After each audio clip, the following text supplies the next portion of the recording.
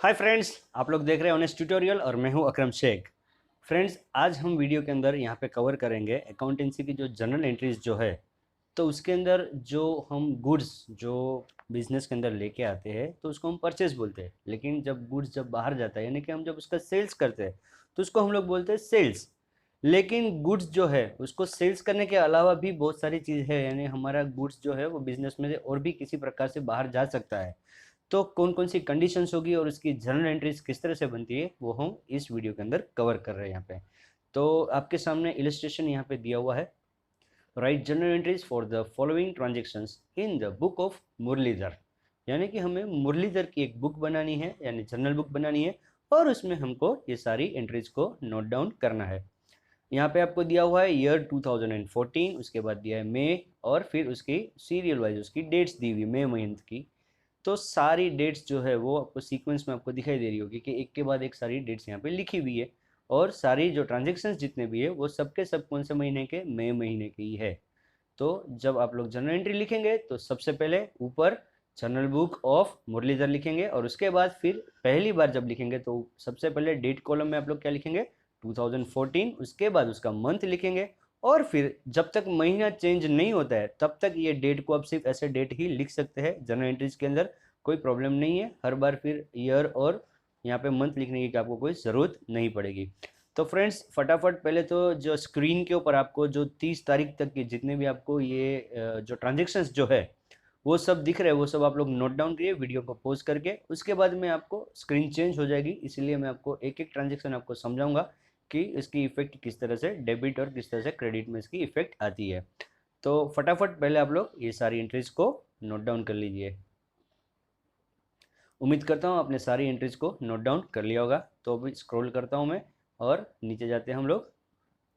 तो आप लोग देखिए यहाँ पे इसका जो जर्नल एंट्री है उससे स्टार्ट हमने किया तो पहले क्या लिखा हमने, जर्नल एंट्री ऑफ मुरलीधर।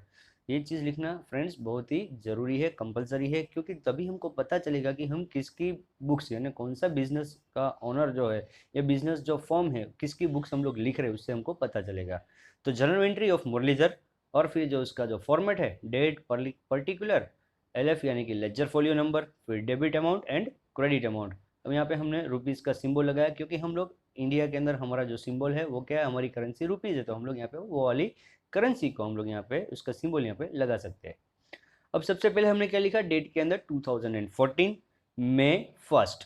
अब सबसे पहले आपके पास जो ट्रांजेक्शन था वो क्या है, ये किस चीज़ के ट्रांजेक्शन है, हमारे सारे गुड्स के रिलेटेड ट्रांजेक्शन है जो कि हमारे बिजनेस से बाहर जा रहा है। परचेज की बात नहीं हो रही, यहाँ पे हो रहा है गुड्स हमारे बिजनेस में से बाहर जा रहा है, इसकी बात हो रही है। तो इसकी इफेक्ट्स हम लोग किस तरह से लेंगे, अगर गुड्स को अगर हम लोग सेल करते हैं तो सेल्स लिखेंगे हम लोग, तो वो हमेशा क्रेडिट में आता है। लेकिन अदर देन सेल्स अगर गुड्स हमारे बिजनेस में से जाता है तो उसकी क्या कंडीशंस होती है वो हम लोग एक एक ट्रांजेक्शन के जरिए हम लोग यहाँ पे कवर करते हैं। सबसे पहला आपका जो ट्रांजेक्शन है वो क्या है, फर्स्ट में का है goods of ₹1000 is withdrawn from business for personal use, यानी 1000 रुपये का माल जो था वो विड्रॉ किया है पर्सनल यूज के लिए। तो कौन करेगा, ये उसका जो ओनर होगा मुरलीधर का, बराबर है, उसी ने उसको ये विड्रॉ किया है। तो पर्सनल यूज के जब लेके गया तो उसको हम लोग क्या बोलते हैं फ्रेंड्स, ड्राइंग बोलते हैं। तो ओनर जब बिजनेस में से कुछ लेके गया तो ड्राइंग्स आता है, ड्राइंग्स हमेशा हमेशा डेबिट में ही आता है।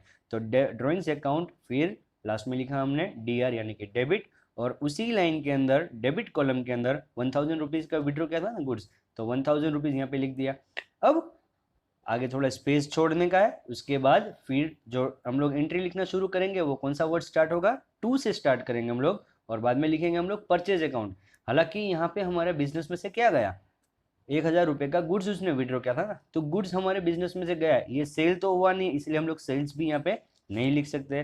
तो यहाँ पे हम लोग क्या है कि अकाउंटिंग टर्म्स के अंदर हम लोग देखें तो गुड्स नहीं लिख सकते, इसीलिए यहाँ पे हम लोग क्या लिखेंगे, परचेज लिखेंगे। एक्चुअल में देखा जाए तो परचेज हमेशा डेबिट में होता है, क्योंकि जब हम कोई भी चीज़ खरीदेंगे, गुड्स को अगर खरीदेंगे तो वो हमेशा डेबिट में आएगा। लेकिन जब अदर देन सेल्स अगर गुड्स बाहर जाता है तो फिर परचेज जो है उसको हम लोग क्रेडिट में लिख सकते हैं, क्योंकि हमें परचेज में से इसको माइनस करना पड़ेगा। जो हमने परचेज किया था गुड्स उसमें से हम इसको माइनस कर रहे हैं, इसीलिए ये कंडीशन के ऊपर हम लोग इसको क्रेडिट में हम लोग इसकी एंट्री लिख रहे हैं। तो यहाँ पे क्या आया, टू परचेज अकाउंट, उसी लाइन के अंदर क्रेडिट कॉलम के अंदर हम लोग लिखेंगे 1000 रुपीज़ और फिर नीचे फ्रेंड्स नरेशन लिखना ये कंपलसरी है, क्योंकि नरेशन के जरिए ही हमको पता चलेगा कि ये हमने किस चीज़ की जर्नल एंट्री हमने लिखी थी। अगर नरेशन नहीं किया होगा तो हमको पता नहीं चलेगा कि ये हमने किस चीज़ का हमने जर्नल एंट्री लिखी है। तो यहाँ से हमको पता चलेगा being goods of ₹1000 withdrawn for personal, यानी कि 1000 रुपये का गुड्स हमने विड्रॉ किया था अपने पर्सनल इस्तेमाल के लिए, किसने, उसका जो बिजनेस का जो मालिक था उसने। फिर सेकंड ट्रांजेक्शन आप लोग नोटबुक में देखिए क्या लिखा है, 3 तारीख का है, goods of ₹700 destroyed by fire, it was not insured, यानी 700 रुपये का जो हमारा गुड्स था वो जल के खाक हो गया है और उसका हमको कोई इंश्योरेंस का हमने कोई लिया भी लेके भी नहीं रखा था। तो अब ये हमारे लिए लॉस हो गया। क्या हो गया फ्रेंड्स, ये हमारे लिए लॉस हो गया। तो हम लोग लॉस क्या होता है हमारा, किस में आता है, नॉमिनल अकाउंट के अंदर डेबिट में, ऑल एक्सपेंस एंड लॉस। तो इसी वजह से हम लोग लिखेंगे loss of goods destroyed by fire account, फिर डीआर यानी कि डेबिट, और डेबिट कॉलम के अंदर लिखेंगे हम लोग 700 उसी लाइन के अंदर, और फिर आगे थोड़ा स्पेस छोड़ के 2 वर्ड से स्टार्ट करेंगे और फिर वापस अगेन यहाँ पे लिखेंगे परचेज अकाउंट। क्यों, क्योंकि हमारा बिजनेस में से 700 रुपये का गुड्स हमारा वो नुकसान हो गया है, हमने बेचा नहीं है लेकिन वो गुड्स हमारा कम हो गया, तो गुड्स कम हो गया तो अगेन हम लोग परचेज में से इसको माइनस करेंगे। तो इस वजह से हम लोग यहाँ पे लिखेंगे टू परचेज अकाउंट, और उसी लाइन में उसके सामने क्रेडिट कॉलम में हम लोग लिखेंगे 700 रुपीज़, और फिर अगेन नीचे में हमारा नरेशन आएगा being goods of ₹700 is destroyed by fire. अब उसके बाद का ट्रांजेक्शन क्या है, 5 तारीख का देखिए, goods of ₹500 stolen from business, यानी कि खो गया, चोरी हो गया, बराबर। तो 500 रुपये का गुड्स जो है हमारा वो गया, बिजनेस में से चला गया है, तो ये भी हमको नुकसान हुआ है, इसका पैसा तो हमको आने नहीं वाला है और हमने सेल्स तो किया नहीं है। तो अगेन यहाँ पे हम लोग क्या लिखेंगे, loss on goods stolen account debit, और डेबिट कॉलम में हम लोग लिखेंगे 500 रुपीज़, क्योंकि 500 रुपये का माल था, और आगे थोड़ा स्पेस छोड़ के फिर 2 वर्ड से स्टार्ट करते हुए वापस हम लोग लिखेंगे कि यहाँ पे परचेज अकाउंट क्रेडिट में लिखेंगे। क्यों, क्योंकि ये हमने सेल्स तो किया नहीं है, गुड्स हमारा बिजनेस में से गया, तो परचेज में से हमको इस चीज़ को भी माइनस करना पड़ेगा, इसीलिए यहाँ पे लिखेंगे टू परचेज अकाउंट, और क्रेडिट कॉलम में उसी लाइन में 500 रुपीज़ लिखेंगे, और फिर यहाँ पे लिखेंगे being goods of ₹500 is stolen. Now 8th को आप लोग देखिए ट्रांजेक्शन क्या है आपका, goods stolen received back of ₹100 on police investigation. जो हमारा 500 रुपये का जो हमारा गुड्स जो था वो हमारा चोरी हो गया था, फिर हमने उसकी कोई पुलिस में इंक्वायरी बिठाई थी हमने, और बाद में इन्वेस्टिगेशन करने पे हमको 100 रुपये का माल हमको वापस मिल गया। कौन सी तारीख को, 8 तारीख को। तो ये हमको वापस हमारा माल मिल गया है, तो जो लॉस हुआ था वो हमारे लिए अब क्या हो गया, उतना हमारा कम हो गया। तो यहाँ पे हम लोग इस एंट्री को हम लोग क्या करेंगे, रिवर्स कर देंगे, उल्टा कर देंगे। ये एंट्री को उल्टा करेंगे तो फिर क्या हो जाएगा, वापस जो हमने परचेज जो दिखाया था, यानी गुड्स हमारा जो कम हो गया था वो वापस हमारे बिजनेस में आ गया। अब बिजनेस में जब वापस गुड्स आया तो फिर हम लोग क्या लिखेंगे, परचेज अकाउंट, गुड्स तो नहीं लिखेंगे। तो परचेज अकाउंट डेबिट, अब कितने रुपए का माल हमको वापस मिल गया पुलिस इन्वेस्टिगेशन से, 100 रुपीज़ का, तो यहाँ पे लिखा हमने 100, और फिर टू क्या लिखेंगे, to loss on goods stolen. जो यहाँ पे डेबिट में 500 रुपये का था, वो 500 का हमको नुकसान हो गया था, उसमें से 100 हमको वापस आ चुके, तो अब इसमें से माइनस करना है। जब डेबिट में से हमको माइनस करना है तो फिर हमको क्या करना पड़ेगा, क्रेडिट में उसकी एक इफेक्ट दिखानी पड़ेगी। तो इसी वजह से हम लोग यहाँ पे लिखेंगे to loss on goods stolen account ₹100, और उसका यहाँ पे नरेशन लिखेंगे being goods of ₹100 received back which was stolen earlier, जो पहले चोरी हो चुका था अब वो वापस मिल चुका है। उसके बाद आप लोग 12 तारीख का ट्रांजेक्शन देखिए, goods of ₹2500 is destroyed by fire. 2500 रुपये का जो गुड्स था वो हमारा क्या हो गया, फायर के होने की वजह से, यानी आग लगने की वजह से वो पूरा डिस्ट्रॉय हो गया है।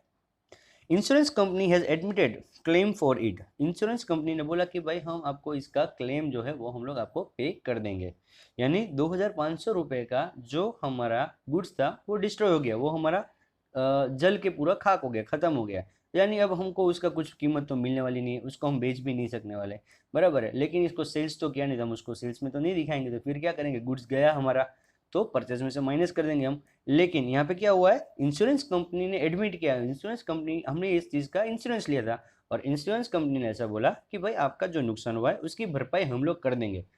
हालांकि इंश्योरेंस कंपनी ने अभी तक भरपाई की नहीं है, उन्होंने सिर्फ एडमिट किया है कि हम लोग आपको इस क्लेम का पैसा देंगे। तो यहाँ पे ये कंडीशन क्या हो गई, अब इंश्योरेंस कंपनी जो है उसने अभी तक हमको पैसा दिया नहीं है, तो हम इंश्योरेंस कंपनी के पास से 2500 रुपये मांगेंगे। उसने हमको पैसा दिया नहीं है, इंश्योरेंस कंपनी के पास से हम लोग 2500 रुपये मांगेंगे।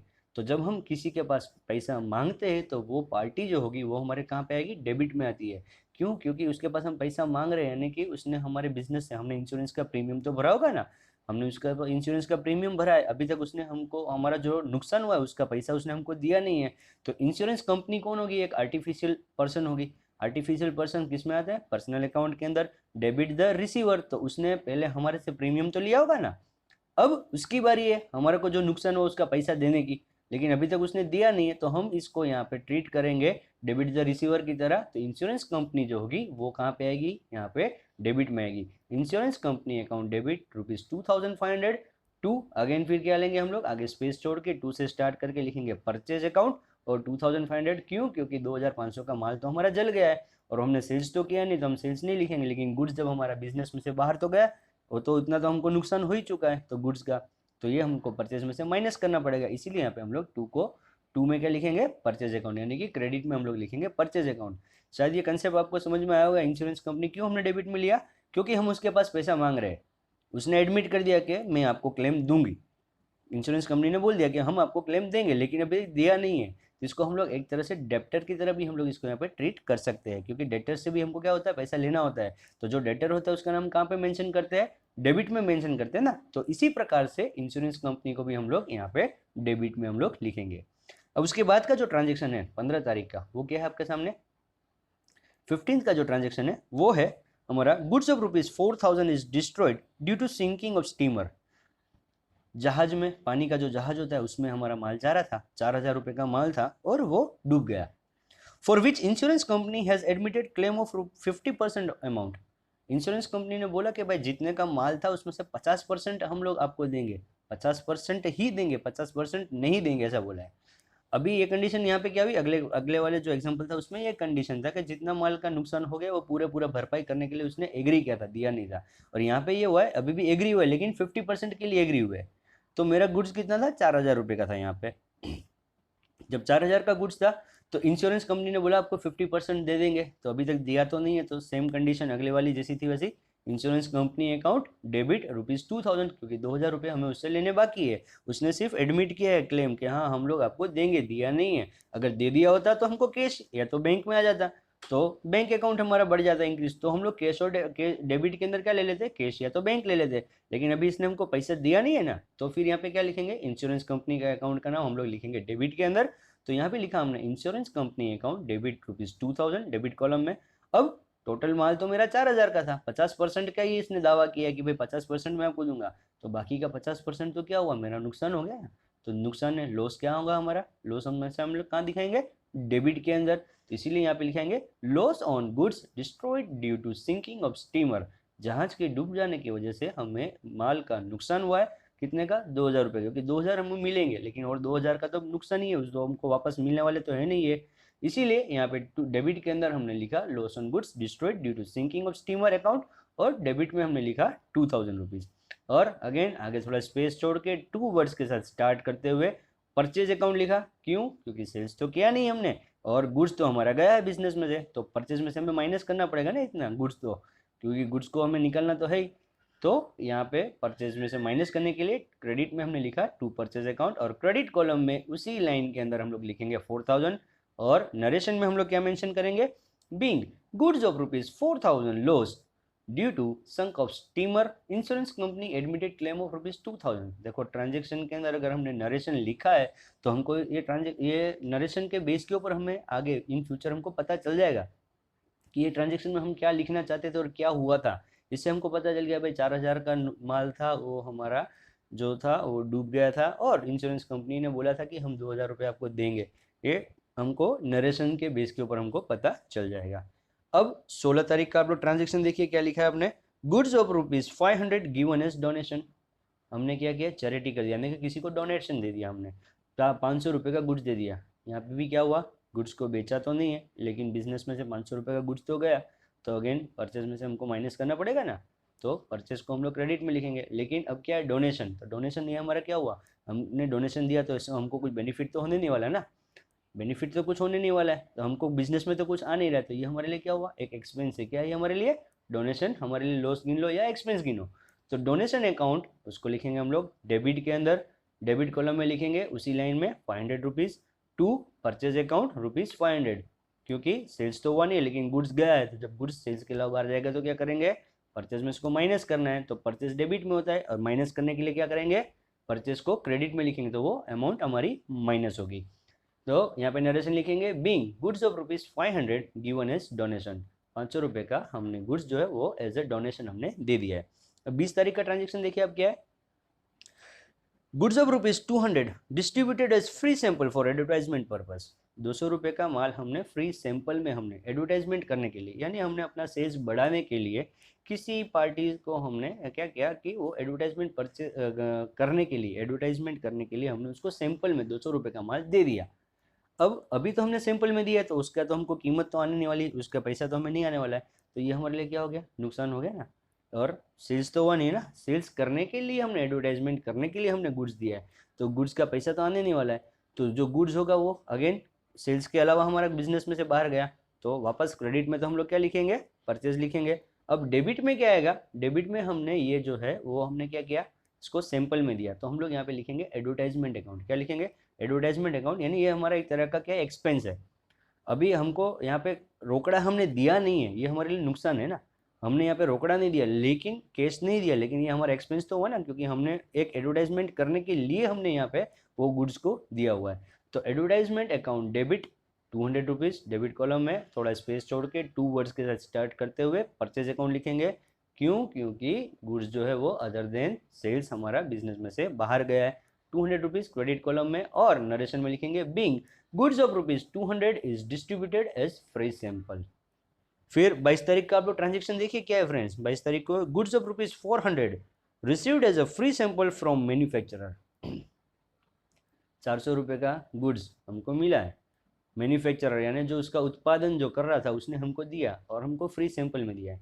ये चीज़ को खास अच्छी तरह से नोट करना है फ्रेंड्स, कि जब भी बिजनेस के अंदर अगर फ्री में कोई चीज़ आ रही है तो हम उसको बिजनेस ट्रांजेक्शन में नहीं गिनेंगे, ये नॉन इकोनॉमिक ट्रांजेक्शन है। गुड्स मेरे पास आया है लेकिन मैंने उसका कुछ भी पेमेंट करना भी नहीं है और अभी किया भी नहीं है, तो जब मैं कोई पेमेंट कर नहीं रहा हूँ, जब मुझे भविष्य में भी कोई पेमेंट करना नहीं है, तो ये मेरे लिए नॉन इकोनॉमिक ट्रांजेक्शन हो गया। क्या हो गया, नॉन इकोनॉमिक ट्रांजेक्शन हो गया। यानी कि जब भी सैंपल में अगर मुझे गुड्स आता है मेरे बिजनेस के अंदर, तो हमेशा क्या होगा, ये नॉन इकोनॉमिक ट्रांजेक्शन होगा। लेकिन रिवर्स उल्टा देखे, अगर मैं सैंपल में अगर कुछ देता हूँ, अगर मेरे बिजनेस ने अगर किसी को सैंपल में कुछ चीज़ दी है, तो जी वो मेरा बिजनेस का इकोनॉमिक ट्रांजेक्शन होगा। क्यों, क्योंकि वो चीज़ को मैंने जो सैंपल में दी है उसको कभी ना कभी मैंने खरीदी होगी, तो और उसके बाद मैंने उसको सैंपल में दी है, तो यहाँ पे जो मुझे सैंपल में अगर देता हूँ तो वो मेरे लिए इकोनॉमिक ट्रांजेक्शन होगा। लेकिन मुझे अगर बिजनेस के अंदर सैंपल में कोई चीज़ मिल रही है तो ये मेरे लिए नॉन इकोनॉमिक ट्रांजेक्शन है। क्यों, क्योंकि यहाँ पे मैं इसको कैश पेमेंट नहीं कर रहा हूँ और इन फ्यूचर भी मेरा कोई ऐसा कमिटमेंट नहीं कि इसका आपको पेमेंट मिलेगा।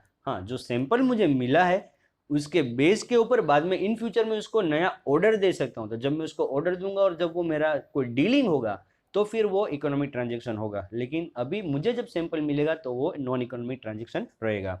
अब 25 तारीख का आप लोग देखिए क्या है ट्रांजेक्शन, 25 को है goods received on 22 sold and realise 300। जो अगला ट्रांजेक्शन जो था हमारा 22 तारीख का, नॉन इकोनॉमिक ट्रांजेक्शन, जो हमको गुड्स जो हमको मिला था बिजनेस के अंदर हमारा आया था, लेकिन हमने न तो पेमेंट किया था, नहीं हमें फ्यूचर में कोई पेमेंट करना था, तो जो हमको सैंपल में जो हमें माल मिला था हमने क्या किया, उसको बेच दिया।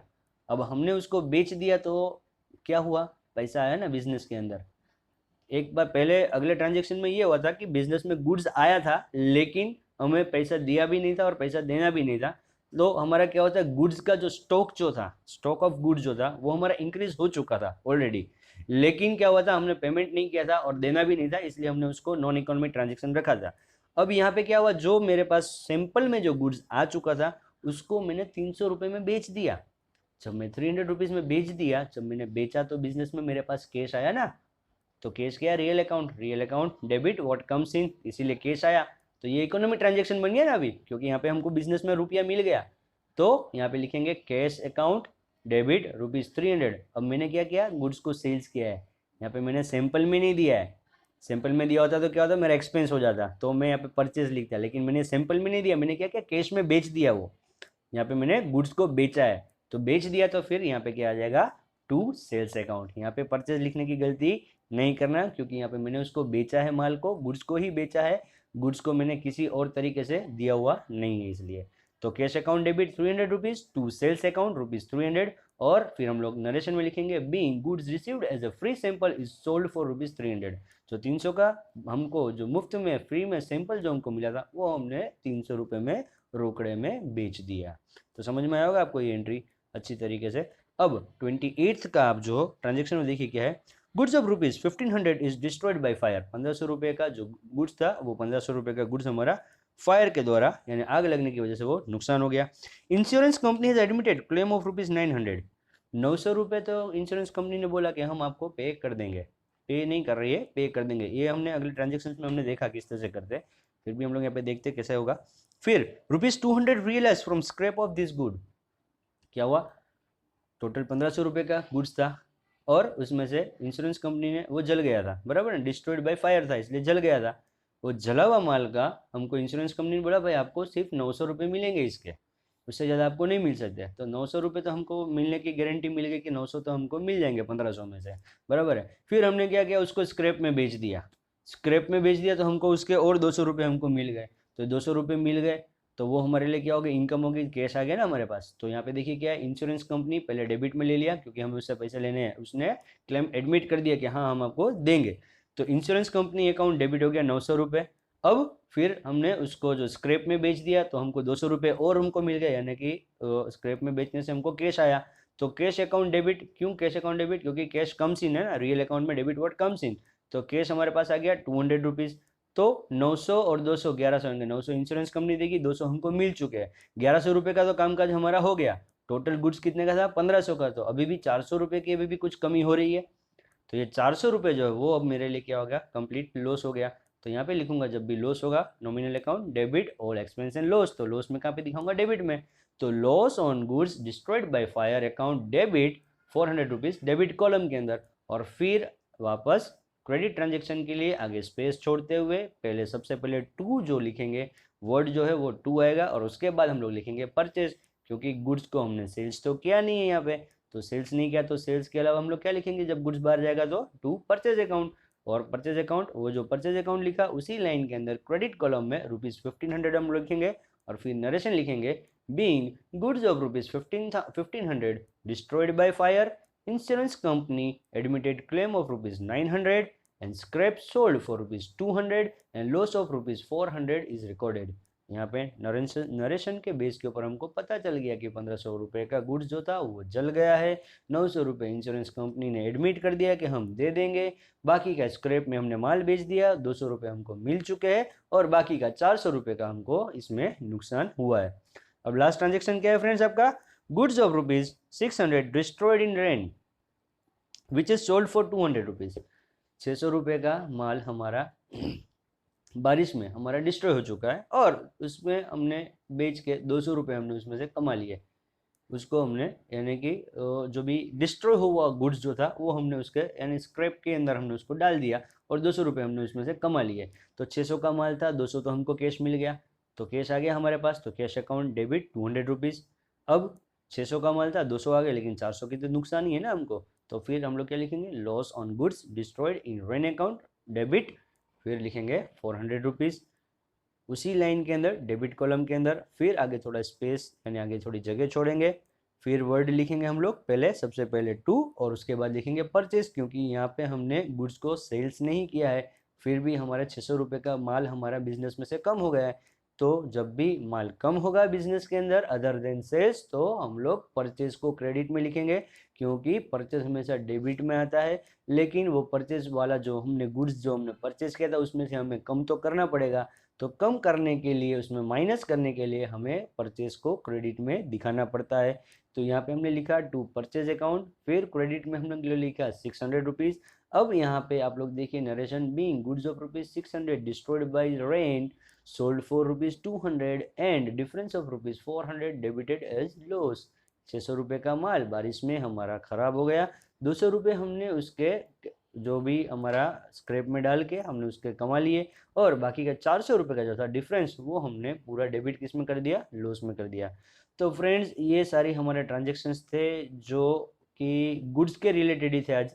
और ये गुड्स के रिलेटेड ऐसे सब ट्रांजेक्शन्स थे कि जिसके अंदर हमने सेल्स नहीं किया है, और लेकिन सेल्स न करने के बावजूद भी गुड्स हमारे बिजनेस में से कई प्रकार से जाता है। तो वो जाएगा तो हम उसकी किस तरह से इफेक्ट करेंगे, वो हमने आज सारे ट्रांजेक्शन्स यहाँ पे देखे। उम्मीद करता हूँ आप लोगों को ये वीडियो अच्छा लगा होगा और आप लोगों को समझ में भी आया होगा। अगर आपको फिर भी कोई डाउट है तो आप लोग मुझे कमेंट के अंदर आपके क्वेश्चंस मुझे पूछिए। और अगर वीडियो अच्छा लगा है तो फ्रेंड्स आपके रिव्यूज़ भी मुझे कमेंट के जरिए भेज सकते हैं। ओके फ्रेंड्स, मिलते हैं नेक्स्ट वीडियो के अंदर, हम कुछ नया करेंगे, बैंक के ट्रांजेक्शन्स हम लोग देखेंगे। ओके फ्रेंड्स, तब तक के लिए बाय बाय, टेक केयर।